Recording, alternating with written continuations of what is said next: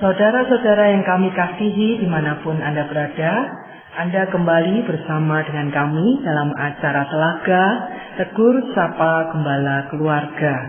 Acara ini diselenggarakan oleh Lembaga Bina Keluarga Kristen atau LBKK bekerja sama dengan radio kesayangan Anda ini. Saya Yosi akan berbincang-bincang dengan Bapak Penginjil Sindunata Kurniawan MK. Beliau adalah seorang pakar dalam bidang konseling.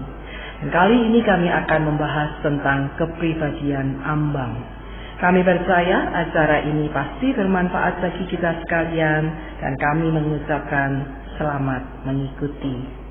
Pak Sindu, kalau kita berbicara tentang kepribadian ambang, sepertinya masih agak asing ya di telinga saya sebagai orang awam. Apakah Bapak bisa menjelaskan kepada saya dan para pendengar apa sih kepribadian ambang itu, lalu apa yang jadi simptomnya, bagaimana tolok ukurnya? Silakan Pak. Kepribadian ambang ini, Bu Yosi, merupakan terjemahan dari kata borderline personality. Jadi mungkin sebagian kita sudah familiar dengan istilah kepribadian borderline dari bahasa Inggris, kemudian muncul bahasa Indonesianya kepribadian ambang. Jadi ini memang merupakan salah satu jenis gangguan kepribadian dan memang memiliki ciri tentang pola ketidakstabilan secara menyeluruh, terutama nampak dalam hal relasi dengan orang lain, dalam hal suasana hatinya, maupun di dalam kaitannya rasa terhadap identitas dirinya atau jadi dirinya. Jadi memang istilah ambang ini muncul pertama kali sekian puluh tahun lalu dari para ahli karena melihat pada orang-orang yang mengalami kepribadian ambang atau borderline ini memiliki kondisi di antara orang yang mengalami gangguan kecemasan, artinya sangat cemas sekali, dengan gangguan skizofren. Skizofren ini gangguan yang orang awam paling mudah sebut itu orgil ya, orang gila, artinya orang yang ngomong-ngomong sendiri, halusinasi, delusi, gangguan jiwa begitu ya Pak? Ya, gangguan jiwa yang psikotik, yang putus dengan kontak dunia nyata ya. Nah, ambang ini diantara, sehingga para ahli pada saat itu kesulitan mengkategorikan, diberi nama borderline atau perbatasan begitu ya Pak? Karena di perbatasan antara gangguan kecemasan dengan gangguan yang bersifat psikotik atau seperti skizofren tadi yang putus dengan dunia nyata. Oke. Kalau begitu munculnya gejala-gejala ini itu kapan ya Pak ya pada seorang pribadi, lalu apa ciri-cirinya sehingga kami sebagai orang awam bisa mengenali ya, teredukasi begitu.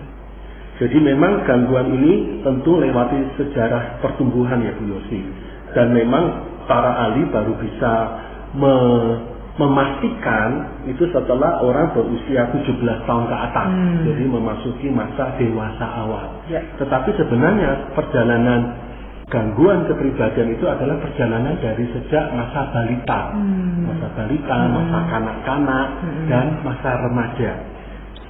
Tapi diagnosanya itu terutama di masa usia 17 tahun ke atas.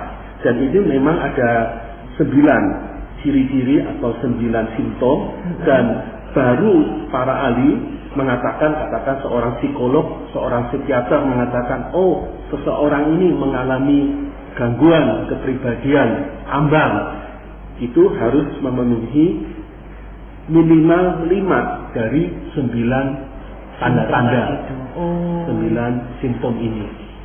Wah, baik. Nah, mungkin bisa dijelaskan lebih lanjut Pak, apa saja yang menjadi gejala atau simptom itu tadi?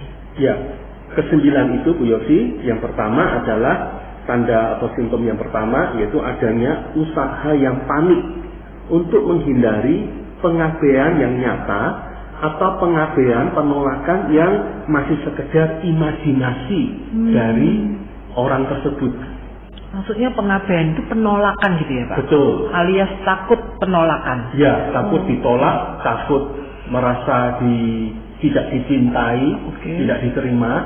Nah, ketika ada perasaan takut untuk ditolak, takut diabaikan itu muncullah usaha panik. Misalnya ada kisah nyata yang kemudian diangkat dalam sebuah film bioskop ya. Misalnya seorang ini, wanita ini telah berhubungan seksual di luar nikah dengan pacarnya. Tapi kemudian si wanita itu merasa terancam. Wah, pacarku ini akan meninggalkan aku.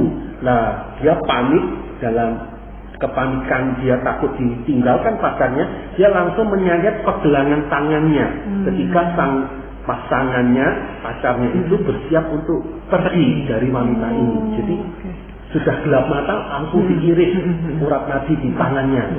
Nah, itu adalah bagian dari usaha yang panik. Sepertinya usahanya itu irasional gitu ya Pak ya? Ya, tidak masuk akal, emosional. Jadi misalnya tiba-tiba karena dia merasa takut ditinggalkan, lantas dia marah-marah. Kamu ini, kamu mau meninggalkan aku ya? Kamu selingkuh ya? Kamu tidak setia ya? Kamu mementingkan diri sendiri. Dia marah-marah, menuduh ini dan itu sebenarnya tidak beralasan. Tidak beralasan. Ya. Baik. Hal yang berikutnya Pak. Yang kedua, tanda atau gejala simptom yang kedua, yaitu adanya pola menetap dari hubungan antar manusia, hubungan antar pribadi yang selalu berubah-ubah dan bersifat intens, yaitu perubahan antara mengidealkan atau menjelekkan, ya, atau dalam istilah lain itu hubungannya itu hitam putih. Jadi perubahannya itu cukup nyata, hitam putih dan intens, dan itu suka berubah-ubah. Maksudnya begini ya, kamu ini temanku yang terbaik, kamu pacarku yang hebat, kamu suamiku, istriku yang luar biasa, aku sayang kamu. Tapi tiba-tiba bisa dalam sekejap, dalam hitungan menit atau jam atau hari, begitu dia membenci, istilahnya kalau bahasa pergaulan sehari-hari, sangat membenci. Karena padahal mungkin pasangannya, pacarnya, temannya itu hanya lupa hal yang kecil. Tapi hal yang kecil bagi dia tidak kecil, tapi sangat besar. Sehingga ekstrim, hitam putih. Kalau kamu temanku, pacarku yang baik, kalau kamu pasanganku yang baik, pasti kamu mau nikah. Begitu kamu nggak mau nikah, pasti kamu berarti memang jahat. Ya, jahat. Orang yang membenci aku dan aku benci kamu. Nah, itu ciri yang kedua. Ya Pak, menarik sekali ya. Nah, padahal itu tidak dia sengaja ya Pak ya. Itu ya terjadi dengan alaminya yang kayak mekanisme di dirinya sendiri begitu ya Pak? Iya, jadi maksudnya itu lebih ke cara pembacaannya. Orang tersebut cara membaca situasi relasi yang untuk orang lain itu tertoleransi. Betul. Masih bisa dimaafkan. Hal yang wajar ya. Tapi bagi dirinya hal yang kecil itu sesuatu yang sangat besar dan buat dia marah, tersakiti, dan dia akhirnya berespon ekstrim seperti itu tadi. Oke, saya mulai mengerti Pak. Nah, silakan dilanjutkan Pak. Yang ketiga, Bu Yosi, tanda atau gejala simptom kepribadian ambang adalah adanya gangguan identitas, yaitu citra diri, rasa terhadap diri yang berubah-ubah. Maksudnya seperti apa ya Pak? Jadi, orang tersebut seringkali bingung tentang konsep tentang dirinya. Dia bahkan bisa mempertanyakan, aku tuh siapa sih? Dia nggak yakin tentang tujuan hidupnya, rencana kerjanya, tipe teman yang dia butuhkan atau dia sukai. Jadi dia bahkan dalam saat tertentu tidak bisa membedakan batasan antara dirinya dengan orang lain. Bagi dirinya ya orang lain itu adalah seperti bagian dirinya. Apa yang dirasakan orang lain itu berarti perasaanku. Apa yang dialami orang lain itu berarti aku yang mengalami. Dia bingung tentang dirinya, termasuk bisa jadi dalam beberapa situasi orang-orang dengan kepribadian ambang itu jijik, nggak jelas tentang identitas atau orientasi seksual. Bisa jadi dalam satu tertentu dia merasa dirinya seorang heteroseksual yang menyukai lawan jenis. Tapi bisa jadi kesempatan yang lain dia merasa aku tuh seorang homoseksual, orang yang menyukai sejenis, laki suka lelaki, wanita suka wanita. Sehingga orang semacam ini itu tadi gambang tentang dirinya, siapa dirinya. Jadi kebingungan identitas ini mulai hal yang sederhana, misalnya tentang apa yang dia suka, apa yang dia mau, sampai hal yang mendalam yaitu orientasi seksnya ya Pak. Betul, itu ciri atau tanda yang ketiga. Yang keempat Bu Yosi, yaitu tanda yang mungkin ada yang perlu ditengarai dalam diri seseorang yang berkepribadian ambang atau borderline adalah adanya kondisi yang impulsif.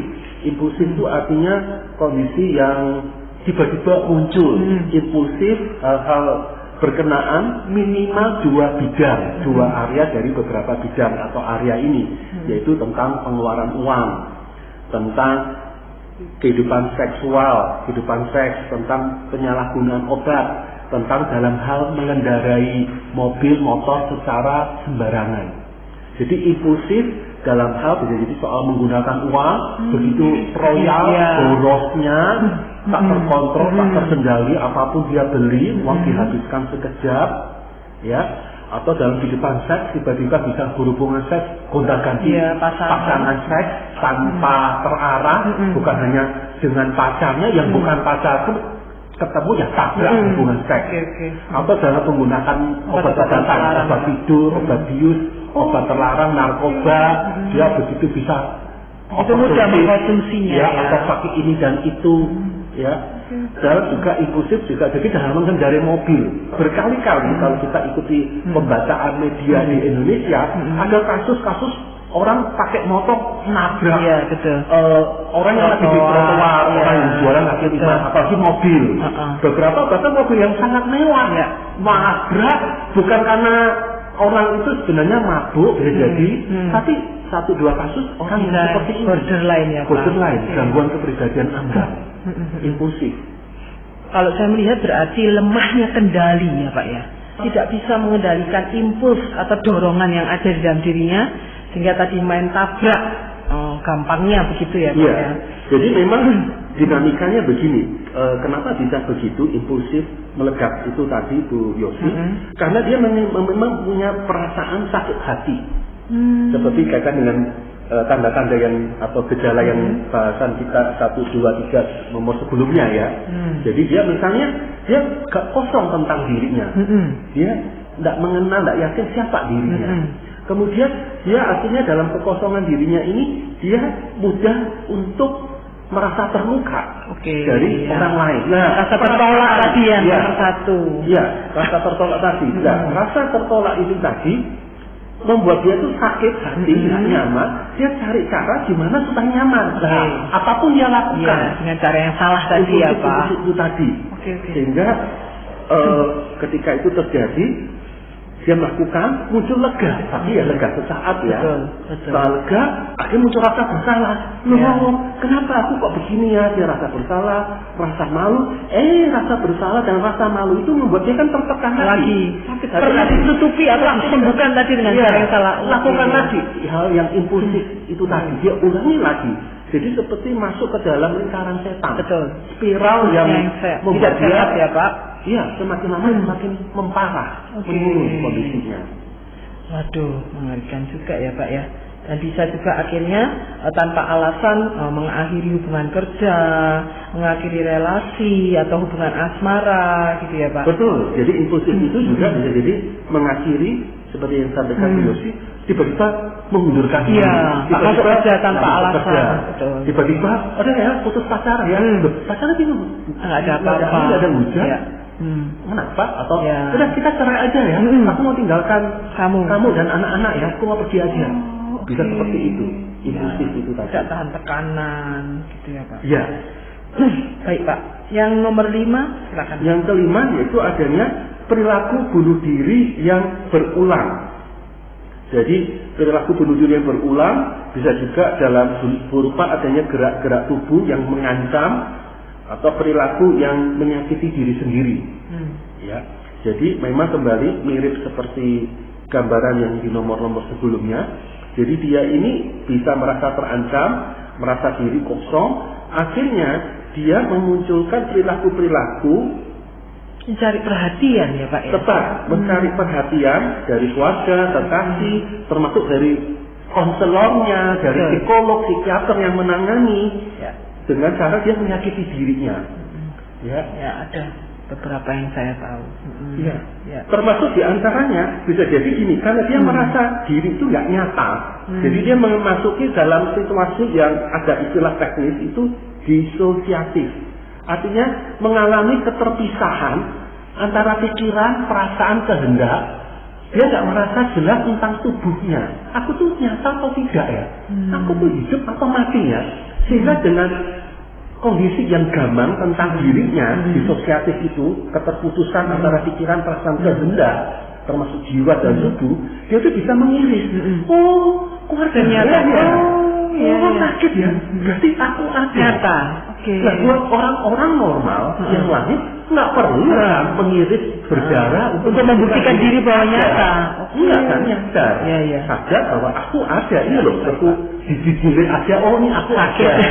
Tapi nggak cukup, bukannya nggak cukup hanya dicubit, dia harus mengiris, harus berdarah, harus pukul kepalanya berdarah. Oh, nyata. Berdarah nyata ya. Jadi itu perilaku mengarah ke perilaku bunuh diri yang berulang. Sampai memang benar-benar puncaknya dia memang bunuh diri, bukan dalam rangka secara perhatian lagi ya. Sedang untuk mengancam-ancam, sampai kalau itu nggak digubris oleh orang-orang sekitarnya, dia akan mengulangi sampai benar-benar bunuh diri. Apakah ini karena kekosongan akut di masa anak-anak ya, Pak? Iya, betul. Tidak ada orang yang mengasihi, yang memberi identitas bahwa you are lovable, you are special, begitu ya, Pak? Iya.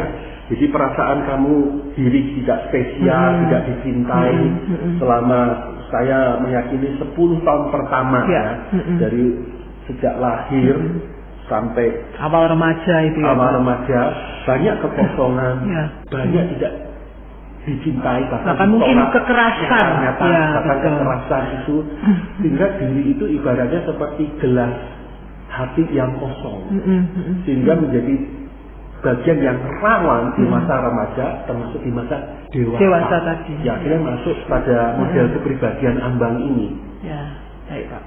Yang berikutnya. Yang keenam adalah adanya ketidakstabilan emosi, seperti yaitu kesedihan yang intens, mudah marah, mudah cemas. Biasanya bertahan kondisi ketidakstabilan emosi ini selama beberapa jam atau terkadang beberapa hari, kondisi ketidakstabilan emosi ini. Biasanya tanpa penyebab yang jelas juga ya Pak ya? Apa yang membuat mereka tiba-tiba meledak kemarahannya? Betul. Jadi bisa tiba-tiba meledak, amarah, bisa juga mengamuk dengan kasar, tiba-tiba seperti merasa sakit hati tanpa alasan, dimusuhi, harus menang dalam kayak peperangan bagi dia, begitu ya Pak? Jadi memang stimulus atau rangsangan dari luar, hubungan yang nggak baik dan sebagainya itu bisa jadi penyebab, atau kembali dugaan-dugaan, dugaan-dugaan dia merasa tidak disukai, padahal tidak, realitasnya bukan tidak disukai, normal, dia merasa nggak disukai. Jadi bisa jadi hanya stimulus kecil, atau mungkin nggak ada penyebab, karena memang seperti bahasan tadi itu Bu Yosi, memang dari diri itu sudah kosong, sehingga rentan, rawan ketidakstabilan emosi ini muncul. Yang ketujuh Pak, termasuk yang ketujuh Bu Yosi, tanda yang ketujuh adalah perasaan kekosongan yang kronis atau terus menerus. Oh iya, ini tadi sudah kita bahas ya, jadi sejalan dengan yang tadi. Jadi dia bisa mengalami kondisi depresif yang berkepanjangan, kekosongan. Kalau gitu yang kedelapan? Yang kedelapan yaitu adanya kemarahan yang intens dan tidak jelas, atau kesulitan menahan amarah, seperti sering marah, kemarahan yang konstan, atau bahkan perkelahian fisik yang dilakukan secara berulang. Jadi memang kondisinya ini orang tersebut mengalami kesulitan memahami dinamika emosinya sendiri ya Pak. Memberi nama, membaca, menerima emosinya, tidak mampu mengelola dengan emosinya baik, dan cenderung enggan untuk mengalami emosi yang buruk, rasa sedih, rasa kecewa, rasa kosong, rasa marah, enggan mengalami, sehingga dia maunya yang nyaman, menyenangkan saja di dalam hidup. Sedikit kurang nyaman, wah langsung ekstrim, jadi pikiran yang hitam putih gitu ya. Oke, betul Pak. Kembali kalau dikaitkan tadi akarnya akar dari 11 tahun atau 10 tahun pertama. Baik. Yang terakhir 9. Tanda yang ke-9, tanda gejala atau simptom yang ke-9, sesekali berpikiran paranoid, artinya berpikiran curiga tanpa alasan, yang terkait dengan stres yang dialami atau mengalami kondisi yaitu perasaan yang tidak terhubung dengan dirinya ataupun dengan orang lain. Kondisi kalau bahasa teknisnya itu disosiatif. Jadi mengalami sesekali berpikiran paranoid terkait dengan stres yang dialami atau gejala-gejala disosiatif, keterpisahan perasaannya dengan diri ataupun dengan orang lain. Ya.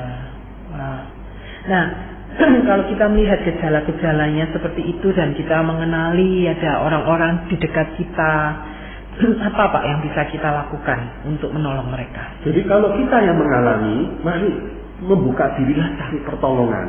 Jangan membiarkan. Karena sangat disayangkan ya, hidup kita masih panjang, hidup sebuah anugerah dari Tuhan. Mari cari pertolongan kepada yang ahli, psikiater, psikolog yang memang berkompeten. Yang kedua, kalau kita ketemu anggota keluarga yang memiliki gejala-gejala ini, mari juga kita menjadi jembatan kasih Tuhan untuk menolong, membawa orang ini untuk mendapatkan pertolongan. Ya, betul Pak. Jadi bisa jadi Bu Yosi mungkin tidak sampai memenuhi 5 dari 9 ya. Tapi kok ada 2, ada 3. Nah, mari. Jadi tidak selalu orang harus kondisi yang benar-benar parah dulu baru berobat. Pertolongan. Mungkin kita punya 3 atau 4, tidak apa-apa. Mengakui aku punya hambatan, punya masalah. Justru orang yang sehat adalah tahu diri punya kesulitan, punya hambatan, punya masalah. Orang yang sehat akan cari pertolongan, bukan membiarkannya. Ya. Nah, kalau misalnya kita sudah mengenali dari gejalanya, mungkin Pak Sindu bisa menjelaskan untuk edukasi kami bagaimana cara pengobatannya. Jadi memang pengobatan medis itu hanyalah penunjang, Ibu Yosi. Penanganan yang terutama dan utama adalah psikoterapi. Artinya lewat konseling mendalam. Di antaranya tentunya lewat konseling percakapan, gitu ya. Diajar bagaimana dia membaca emosinya, memberi nama, bagaimana dia coba memberi tanda-tanda, oh kalau aku kondisi gini rawan, kalau seperti ini rawan, nah bagaimana menanganinya, manajemen emosinya. Jadi lewat psikoterapi atau konseling mendalam akan dilatih untuk hal itu. Bagaimana juga melihat akar masalahnya yang tadi kita sebutkan 10-12 tahun pertama ada luka-luka kekosongan, coba dibaca dan bagaimana menyelesaikan luka-luka di masa lalu dan kemudian bagaimana menanganinya di masa sekarang ini. Bagaimana mengaitkan luka-luka masa lalu tadi dibawa ke masa sekarang dan bagaimana menyembuhkannya, begitu ya Pak? Betul. Juga termasuk di dalam konseling mendalam atau psikoterapi, orang dengan kepribadian ambang diajar, dilatih bagaimana untuk problem solving, pemecahan masalah. Jadi misalnya, aku kok merasa ditinggalkan, aku kok merasa nggak disayangi.